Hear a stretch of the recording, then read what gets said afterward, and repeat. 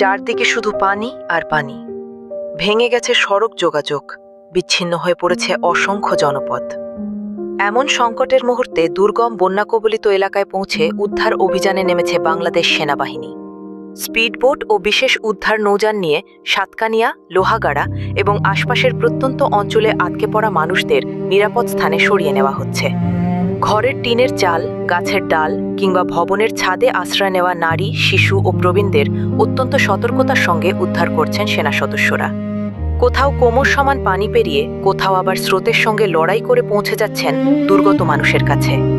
গর্ভবতী নারী, অসুস্থ ব্যক্তি, শিশু ও বয়স্কদের অগ্রাধিকার দিয়ে নিরাপদ আশ্রয় কেন্দ্রে নেওয়া হচ্ছে।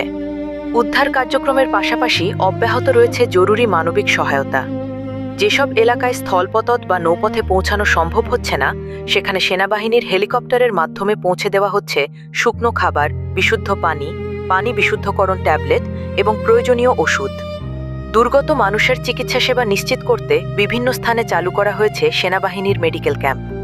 পানিবাহিত রোগে আক্রান্তদের দেওয়া হচ্ছে প্রাথমিক চিকিৎসা ও প্রয়োজনীয় ওষুধ। উদ্ধার, ত্রাণ এবং চিকিৎসা সব মিলিয়ে বন্যাকবলিত মানুষের পাশে নিরলসভাবে কাজ করে যাচ্ছে বাংলাদেশ সেনাবাহিনী।